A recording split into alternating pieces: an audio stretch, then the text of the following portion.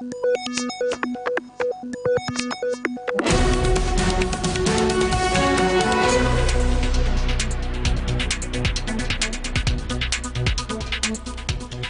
buenas tardes, bienvenidos a Pulso Económico, primer programa de la temporada este lunes 2 de septiembre. Vamos a ver cómo nos ha ido en la bolsa en una jornada prácticamente plana, la que hemos tenido hoy, con un cierre del IBEX pues que demuestra que el rebote esperado no ha sido nada.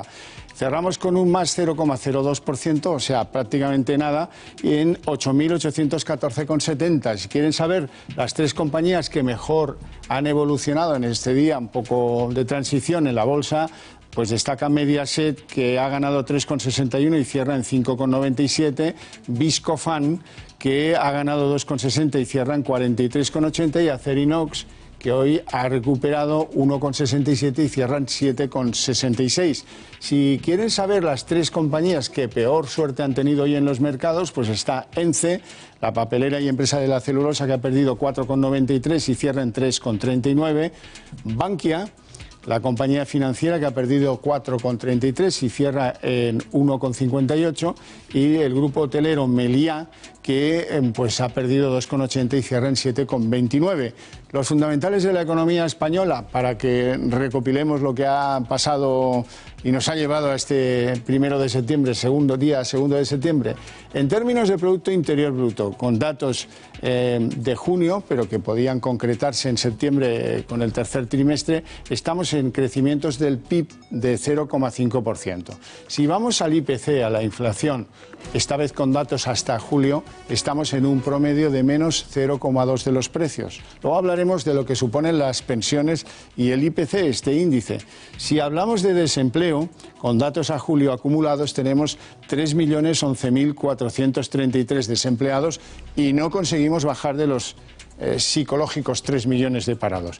Y si hablamos del Euribor, que es la playa donde nos gustaría estar a todos, el promedio de los últimos 12 meses es de menos 0,356. Bueno, hasta aquí los fundamentales. Vamos con las noticias económicas del día.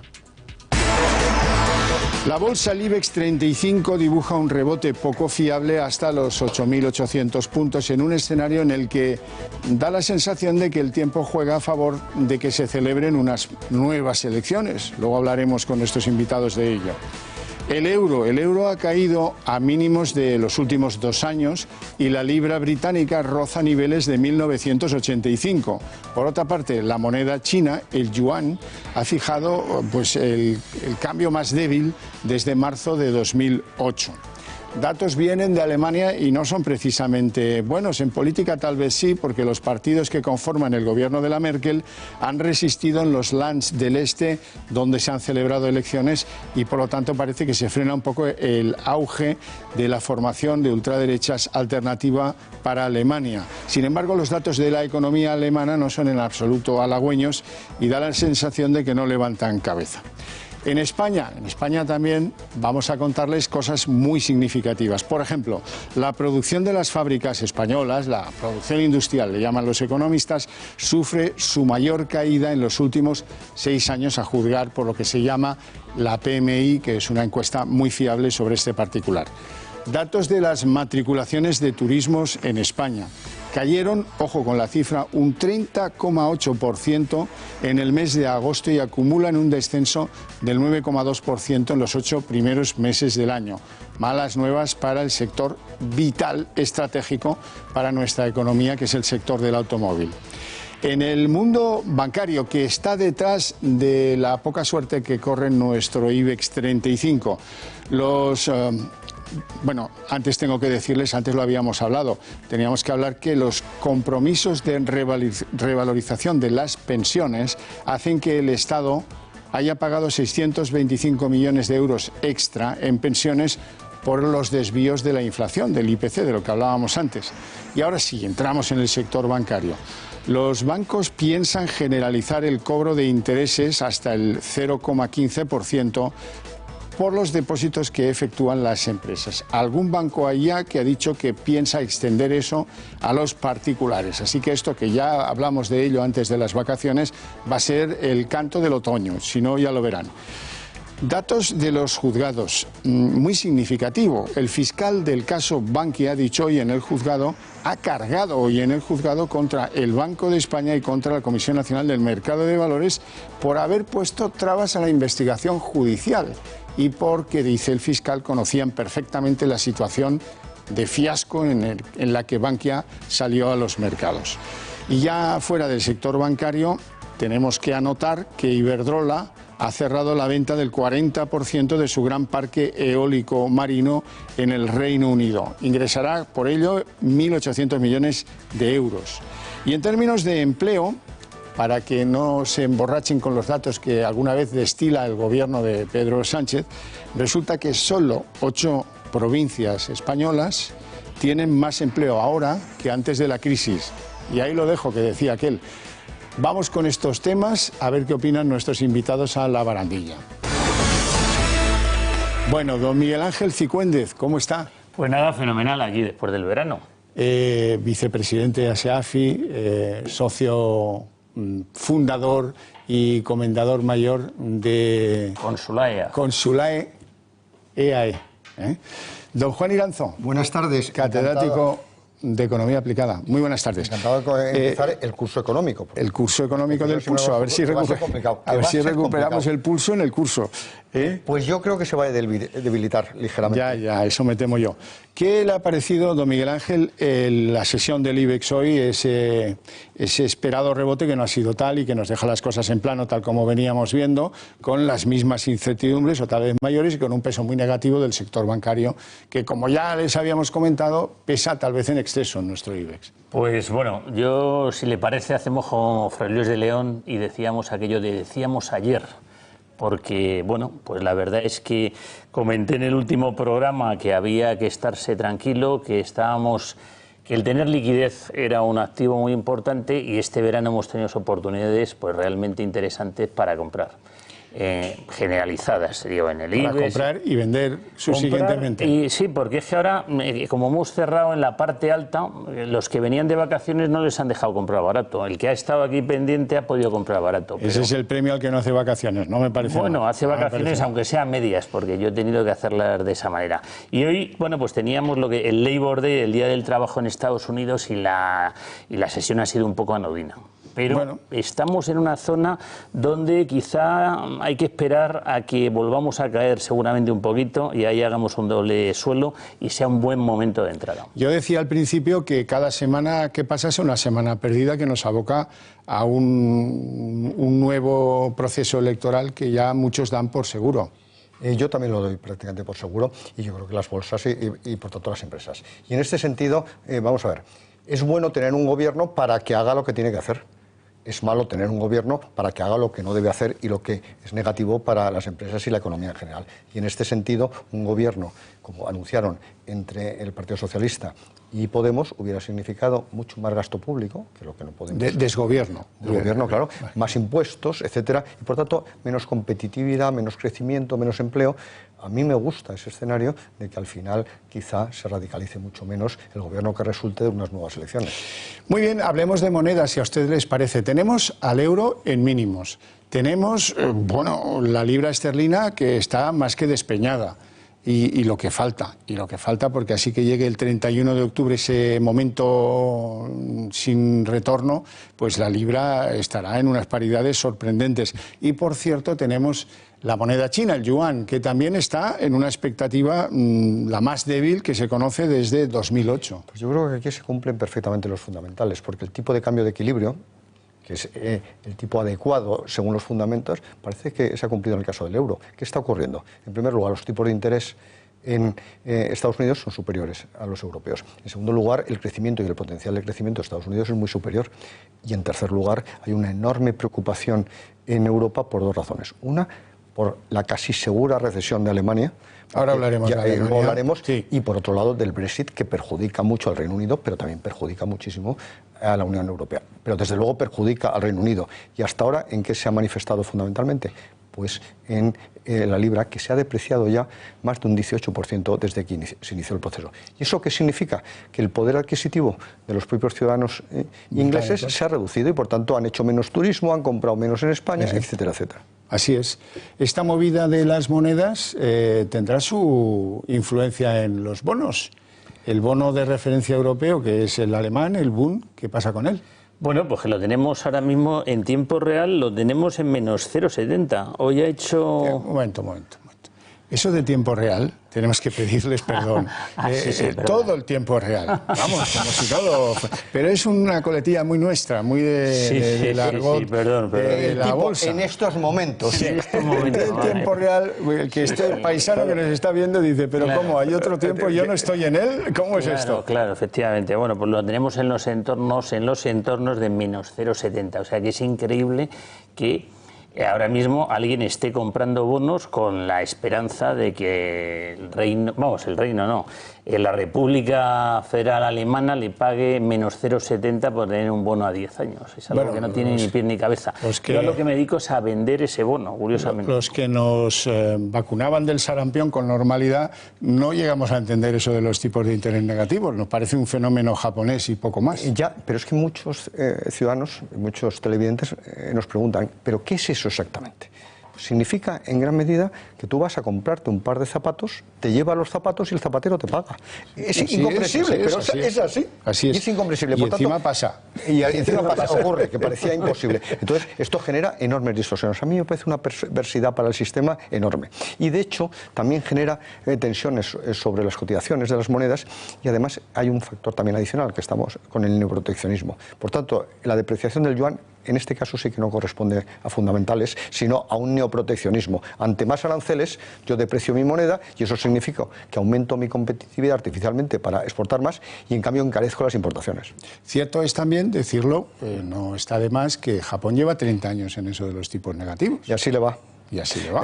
Bueno, pero... Salvo, se recuerda el señor Zapatero que dijo que Japón era un ejemplo para España, pero algunos le recordamos que había crecido el 0,5% anual acumulativo en 25 años. Zapatero, qué tarde nos daba Zapatero, madre mía. Hablemos de Alemania, yo sé que usted, profesor Iranzo, lo está deseando porque hay buenas noticias desde el punto de vista político que dan la sensación de que ha habido una reacción en favor de la coalición de gobierno que lidera Angela Merkel. Sin embargo, pues lo que son las noticias puramente económicas, esto de la política está muy bien porque hay unos lands de la antigua Alemania del Este que no han querido dar la gran oportunidad, el gran sorpaso a los llamados ultraderechistas de Alternativa para Alemania, pero los datos económicos no sale uno que sea medianamente presentable. Así es. Alemania además hay que recordar que es la gran economía europea, claro, la locomotora, y en este sentido la locomotora va marcha atrás y eso es muy preocupante. ¿Por qué? Porque ya hubo un crecimiento negativo del PIB durante el segundo trimestre y todos los datos adelantados del tercer trimestre que acaba de que finalizará en septiembre indican que probablemente también haya un crecimiento negativo. Crecimiento negativo 2 trimestres seguidos técnicamente es una recesión. Y eso es enormemente preocupante. ¿Pero qué le ocurre? ¿Por qué se ha producido? Pues en primer lugar porque su potentísima industria está en crisis y sobre todo la del automóvil. Que es la primera exportadora mundial. Y que los, claro, los que exportan cosas que tienen más valor añadido. Justo. Y sin embargo, pues ahí están pinchando. Y en gran medida por el tema del automóvil y la regulación. Pero también en productos químicos, etcétera. Y luego, por otro lado, desde el punto de vista no de la oferta, sino de la demanda interna en este momento se está moderando porque hay preocupación y por tanto el consumo se modera. Sí, sí. A mí el dato de Alemania me preocupa mucho, no solo por Alemania, que por supuesto, sino por toda la Unión Europea, empezando por España, porque entre otras cosas además los alemanes son los segundos en turismo, en visitantes y grandes compradores de nuestras exportaciones. Hoy hemos visto... En el mundo financiero Alemania también está que toca suelo, ¿eh? En el mundo financiero. Sí, con bancos averiados, tal. Sí, no. Curiosamente, en el índice bancario europeo, el Eurostock, está, digamos que tuvo una caída brutal a mediados de agosto, pero parece que ha encontrado un cierto suelecito. Si esa zona se mantiene, lo digo porque solo hay que ver el castigo que han tenido en general los bancos, los españoles, es espectacular. Va a llegar el momento en que vamos a contar desde aquí que hay que comprar. Pero está cercano, ¿eh? Pero es que el banco, por excelencia, el Deutsche Bank, pues tiene una profunda crisis. Claro. Y luego, que se habla poco, pero hay una enorme preocupación, es que 450 y tantas cajas de ahorros tienen un problema muy serio. las Bundeskasse que sobrevivieron no sé cuántas crisis, no sabemos si esta vez aguantarán o no aguantarán. Eso parece. Hablemos de España. En España la producción industrial, y este sí que créanme que es un dato de enorme preocupación, a través de la encuesta esta que conocemos como PMI, que es la mayor utilizada por todos, no tiene cuestión, resulta que ha sufrido la industria española la caída más grande este año 2019 de los últimos 6. Muy preocupante, porque además nosotros tenemos un sector industrial que todavía sigue siendo potente, aporta del orden, según los años, pero entre el 14 y 16% del PIB, ha sido tradicionalmente bastante competitiva y ahora empieza a tener serios problemas. En primer lugar, nuevamente por el sector del automóvil, porque somos una gran potencia, la segunda europea, y nos está perjudicando toda la crisis de regulación, que no olvidemos que es de regulación. En segundo lugar, hay que tener en cuenta que ha habido un incremento de costes en España, que la subida del salario mínimo interprofesional se ha notado. Claro. También en la industria, porque genera un efecto arrastre. En tercer lugar, el proteccionismo a nivel internacional. La industria española es tradicionalmente exportadora y el comercio se ha moderado mucho. Y en cuarto lugar, estamos retrasándonos algo en innovación. Sí, además lo ha dicho usted con enorme elegancia, porque es verdad que con mejores políticos probablemente a la industria del automóvil, no solo española, le hubiera ido mejor.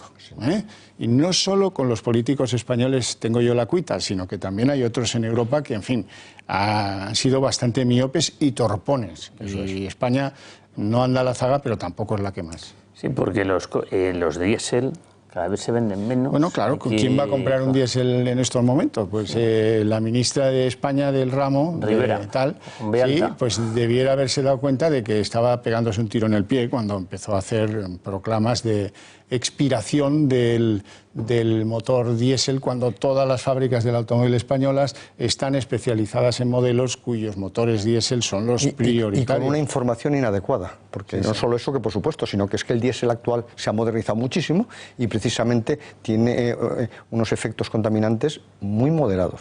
Sí, bueno, los datos de las matriculaciones de vehículos y todoterrenos en España no podían ser peores en el mes de agosto. Han caído un 30,8% y acumulan en los 8 primeros meses de año una caída del 9,2%, que viene a ratificar lo que ya nos temíamos y lo que ya veníamos anunciando, pero claro, es que agosto ha sido, siempre es un mes malo. Claro, porque la gente está veraneando. Pero tan malo como para que caiga un 30%, casi un 31%. A pesar de que el sector turístico ha ido bien y por tanto la compra por el sector del alquiler, por el canal de alquiler, como dicen los especialistas. Sin embargo, el canal de particulares, que representa el 50 y tantos % del negocio, está hundido. Pero es que la pregunta es, ¿y usted qué coche se compraría ahora? Porque hay que tener en cuenta que también ahora está cayendo el litio, por ejemplo, en los mercados de materias primas, porque también se ha cuestionado ahora el automóvil, el automóvil eléctrico, sobre todo para transporte interurbano, etcétera. Bueno, pero esto es el 10% en términos de empleo de lo que es la población trabajadora española. El sector del automóvil es fundamental y hay que cuidarlo. Y no se le pueden hacer estas salidas de banco que no acaban en nada y que lo que hacen es perturbar el ya difícil tránsito de la venta de vehículos, ¿no? Sin ninguna duda. Bueno, vamos con otro dato que depende también de lo larga que tenga la mano, que estire más que la manga el que gobierna un país. Revalorización de las pensiones. Bien, está muy bien que que estén indiciadas con los precios al consumo. Es de justicia que sea así, pero bueno, claro, eso luego tiene un coste del cual no nos habla ni Pedro Sánchez ni el de antes. No nos hablan de esto. La revalorización de las pensiones este año ya nos ha costado 625 millones de euros más. Bueno, los datos de inflación que veíamos al principio parece que no van a ser en 2019 cuando termine tan gravosos, pero ahí lo dejo, 625 millones extras. Pero lo fueron precisamente en el 2018. Y en ese sentido es que no se puede jugar con fuego. Eso es fundamental en política económica, sobre todo en un asunto tan importante. Claro que hay que dar buenas pensiones, pero sobre todo hay que garantizarlas. Y precisamente con ese tipo de medidas lo que cuestionas es la sostenibilidad del sistema. En este momento se están batiendo récord de recaudación. Sí. También se están batiendo récord de gasto, porque hay que tener en cuenta que las nuevas pensiones cuestan el doble que las que salen, que las nuevas pensiones están por encima del salario medio, que eso es muy significativo. Y luego, por otro lado, que hay que tener en cuenta que vivimos mucho tiempo. Por tanto, yo lo que creo es que fundamentalmente hay que garantizar la sostenibilidad del sistema, por supuesto. Bueno, señor Cifuentes, dígame, ¿ya se está usted acostumbrando a que el banco le cobre por el depósito de dinero que tenga allí dormido? Bueno, porque a las empresas ya está generalizado. Ahora toca a los particulares. Bastante acostumbrado, por ejemplo, en las instituciones de inversión colectiva que asesoro, ya nos cobran. Ya. Es decir, yo prefiero estar comprado de un activo, de una acción, y tenerla cubierta, es decir, que no se me mueva ni para arriba ni para abajo, porque si no me van a cobrar el 0,40. A partir de medio millón de euros me cobran el 0,40 y nos lo están cobrando algún mes, nos lo llegan a cobrar. Bueno, la noticia de hoy es que la banca ha decidido que a las empresas les va a cobrar un 0,15% por ese depósito que tienen allí a la expectativa pues de un gasto, de lo que sea. Pero es que el Banco Central Europeo les cobra más, por lo que se llama facilidad de depósito. Ya. Y en este sentido, esa es la primera gran perversidad. Y además puede que todavía baje más el tipo negativo, pero ya no me atrevo a decir si es subir o bajar, es decir, que sea más negativo en el próximo mes. De tal manera que eso es un peligro enorme para la banca. Lo ponía de manifiesto el gobernador del Banco de España en una conferencia en La Granda hace 2 días y a mí me parece que puede generar enormes distorsiones, algunas de las cuales lo que hagan es encarecer nuevamente los depósitos. Y esto es muy serio, porque hay 2 cosas. ¿Qué pretende el Banco Central Europeo teniendo tipos negativos? Pues que den más créditos y por tanto haya más movimiento. Y en este caso que las empresas inviertan más. Pero hay que tener en cuenta que el ahorro es fundamental para la sostenibilidad futura de la inversión, de las pensiones, etc. Tú no lo puedes penalizar. Y además hay que tener en cuenta otra circunstancia, que estos tipos de interés negativos lo que inciden es muy negativamente en el resultado de la banca y podemos estar ante una nueva crisis bancaria, que eso es peligrosísimo. Y creándose alguna burbuja. Y luego algún banco que está pensando ya clarísimamente en cobrar por los depósitos no solo a las empresas, sino también a los particulares. Claro. O sea, que esta es una inconveniencia de la que vamos a tener que hablar en los próximos meses profundamente. Pero es que las empresas, independientemente de que inviertan o no, tienen que tener liquidez para el circulante. Claro. Que es una barbaridad para los costes, porque necesita circulante. Claro, es hacerse trampas al solitario. Eso es. Bueno, buenas noticias hoy francamente no tengo, porque hay una que aparentemente lo es, pero refleja incertidumbres. Iberdrola ha decidido vender el 40% de una de sus grandes inversiones, un parque eólico marino que tiene en el Reino Unido. Va a ingresar por ello 1.800 millones, que está muy bien, seguramente dará unos resultados extraordinarios y en la bolsa pues premiarán la gestión de Sánchez Galán y todo ese rollo. Bien, pero en el fondo lo que refleja es que Iberdrola está levantando el pedal en el Reino Unido. Está clarísimo, ¿no? Claro. Porque, vamos, y eso no es ni medio bueno. Es que las empresas españolas tienen una presencia muy importante en el Reino Unido. Telefónica, Santander, Sabadell, Iberdrola, etcétera. Algunas constructoras como Ferrovial. Y en este sentido, bueno, es que la incertidumbre es mayúscula.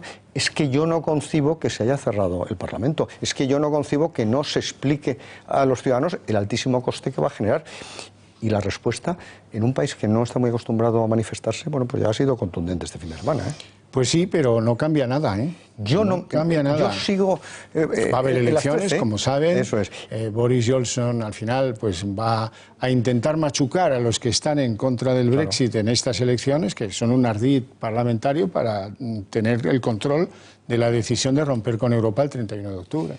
Yo sigo dudándolo, pero bueno, ya lo veremos. Bueno, cada vez admítame... Todos los datos van en esa línea, pero, insisto, haber cerrado el Parlamento para que no haya debate, tener a toda la oposición en contra, tener a la gente en la calle y provocar altos costes, pues a lo mejor se lo tiene que plantear. No que eche marcha atrás, sino que probablemente volvamos a tener otra prórroga. Bueno, no lo sé, pero vamos, mejor entre 2 noticias malas siempre mejor la menos mala. La menos mala, ¿no? En términos de empleo, para que ustedes sitúen un poco el mando de la circunstancia, ¿no? Solo hay 8 provincias en el conjunto de 52 provincias que tiene nuestro país en las que el empleo hoy en día esté mejor que cuando empezó la crisis. Y eso es lamentabilísimo, pero esto, claro, son las provincias que tiran de la economía española. Sí, claro, de acuerdo, pero esto lo que demuestra es que el conjunto sigue profundamente averiado en términos de empleo. Hemos creado empleo, pero en este momento los datos de la Seguridad Social ponen de manifiesto que estamos trabajando 19,8 millones de personas, que somos muchos, pero es que en el año 2007 llegamos a ser 20.600.000, de tal manera que todavía hay un desfase de 800.000, y eso se produce en casi todas las provincias, salvo las turísticas. O sea, ese aumento básicamente ha sido por el boom del turismo, que hemos batido récord durante 6 años seguidos, porque ¿dónde se ha producido? En Baleares, Málaga, Santa Cruz de Tenerife, etcétera. Y luego hay un dato curioso. Si se ven estos datos desde el punto de vista del paro, donde de verdad ha bajado el paro es en Burgos, porque va muy mal, porque la gente ha huido del mercado de trabajo y se ha ido a otro lugar. O, por ejemplo, en Orense o en Lugo, porque se han jubilado muchos. Sí, sí. O sea que efectivamente el mercado de trabajo no ha mejorado sensiblemente. Ese es el drama, y que no conseguimos bajar de esa barrera psicológica de los 3 millones de desempleados, y que esto no avanza y nadie se preocupa por ello. No hay una reforma en profundidad del INEM, no hay una reforma en profundidad de elementos que permitan pues que haya conectividad entre... sigue teniendo España el problema de que si necesitan encofradores en Cataluña es probable que los vayan a buscar a Polonia porque no los encuentran en otras provincias, ya que el sistema de taifas de la cosa autonómica ha hecho que las bolsas de empleo estén descoordinadas. Y además volvemos a la incertidumbre que se está produciendo en el sector por las reivindicaciones, por ejemplo, de Podemos. ¿Qué quería el señor Iglesias? El Ministerio de Trabajo. ¿Para qué? Para revertir la reforma laboral, que es lo mejor que se ha hecho en política económica en los últimos años. No, yo simplemente quería puntualizar Huelva, que curiosamente es una de las provincias que ha reducido el paro más. Bueno, porque hay una gran fuerza de trabajo que se dedica a productos agroalimentarios, que esa va creciendo y no decreciendo, gracias a Dios, pero que en el fondo no porque haya habido una opción pública de remover los cimientos de las cosas necesarias para que sea más fácil y no más complejo emplear a la gente. Claro. Que es lo que necesitamos. Eso es, y que no, sobre todo que no vayamos marcha atrás, que es lo que proponía Podemos para conseguir el acuerdo de apoyo en la investidura, claro. Bueno, desde ese punto de vista, a lo mejor es una felicidad que nos tengamos que ver sometidos a otra convocatoria electoral y a que ustedes y nosotros podamos meter nuestra papeleta y decidir una solución política diferente a la actual, caracterizada por el desgobierno que en nada nos satisface. Hemos llegado a nuestro punto final. Les espero mañana a las 8 en punto para otro Pulso Económico. Gracias.